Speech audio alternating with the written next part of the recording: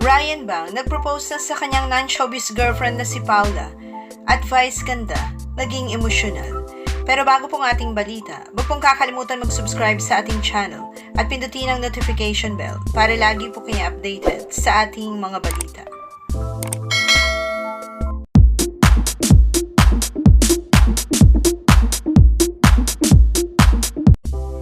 Kahapon nga'y nag-propose na ang age Showtime host na si Ryan Bang sa kanyang non-showbiz girlfriend na si Paula Huyong.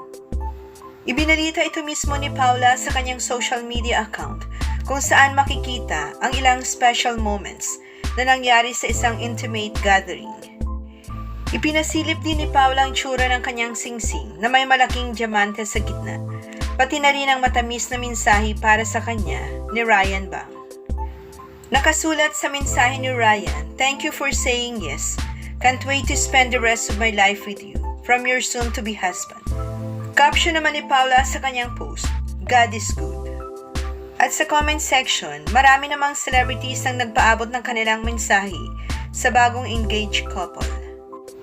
Matatandaan, kamakailan lamang ay lumipad papuntang South Korea ang dalawa, kasama ang pamilya ni Paula, upang ma-meet ang parents ni Ryan.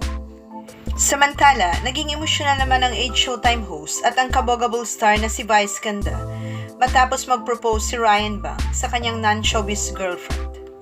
Pahayag ni Vice, "Ako naman na-touch ako kasi ako yung una niyang sinabihan. Sabi niya, wala akong ibang pinagsabihan.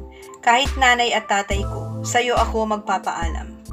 Saad daw ni Ryan, "Syempre gusto ko ikaw ang unang makakaalam." Dagdag pa ni Vice, "Congratulations, kahapon pa lang bago siya magpunta doon, hagulgulan na kaming dalawa. Wala lang, I'm just so proud. Wala akong kakaba-kaba, alam ko namang mag-yes si Paula. Walang tatanggi kay Ryan dahil hindi ka katanggi-tanggi. Wala akong nakikitang katanggi-tanggi sa'yo, napakaganda mong tao. Maswerte kayo ni Paula para sa isa't isa." Panoorin po natin ang video proposal ni Ryan Bang kay Paula.